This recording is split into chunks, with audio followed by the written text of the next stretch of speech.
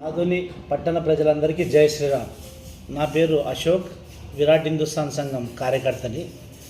విషయం ఏమంటే, ఆదోనిలో వైసీపీ నాయకుడైనటువంటి వెల్లాల మధుసూదన్ శర్మ గారు మన హంపి పీఠం సంబంధించిన భూములను అక్రమంగా అమ్మి కోట్లకు పడిగెత్తాడు.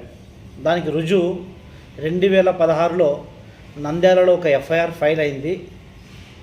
ఈయన ఇంతవరకు అధికార పార్టీ వైసీపీ ఉన్నంత వరకు ఆ పార్టీలో ఉండి ఆయన అవినీతిని కప్పిపుచ్చుకోవడం కోసం తిరిగాడు.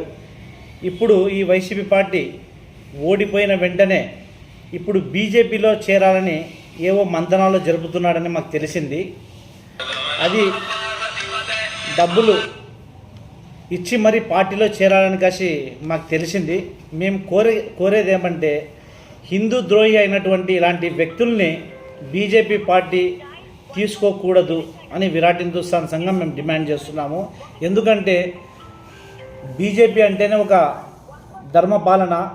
అలాంటిది ఈ దుర్మార్గుల ఇలాంటి హిందూ ధర్మద్రోహులను, దేవాలయాల భూములను దోచుకున్న ఇలాంటి దుర్మార్గుల్ని బీజేపీలో చేర్చుకోకూడదని కాసి మా విరాట్ హిందుస్థాన్ సంఘం డిమాండ్ చేస్తున్నాం.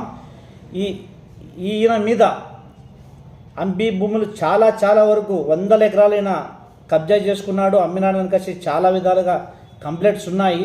ఇంతవరకు ఈయన గవర్నమెంట్ ఉండే నడుస్తుండే, ఇప్పుడు గవర్నమెంట్ పోయింది.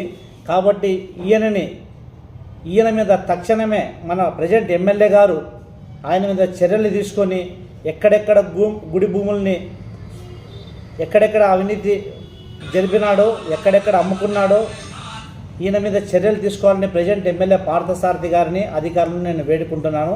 జై శ్రీరామ్. అంటే ఆ సంబంధించిన భూమి దేవాదాయ శాఖకు సంబంధించింది, అంటే హంపి విరూపాక్ష దేవాలయం సంబంధించింది. అంటే డాక్యుమెంట్ క్రియేట్ చేసుకున్నారా ఆయన పేరు? అంటే అక్కడ అమాయకుల్ని, నంద్యాలలో కొంతమంది అమాయకుల్ని ఇట్లా నేను భూములు అమ్ముతున్నాను తీసుకుంటారా అని చెప్పి చాలామందితో లక్షల డబ్బులు తీసుకొని వాళ్లకు భూములు తీరా అవి భూములు రిజిస్టర్ చేసేటప్పుడు అవి బయటపడినాయి, దేవాలయాల భూములు. అప్పుడు చీటింగ్ 2016లో అతని మీద చీటింగ్ కేసు ఫైల్ అయింది, 420 కేసు ఫైల్ అయింది.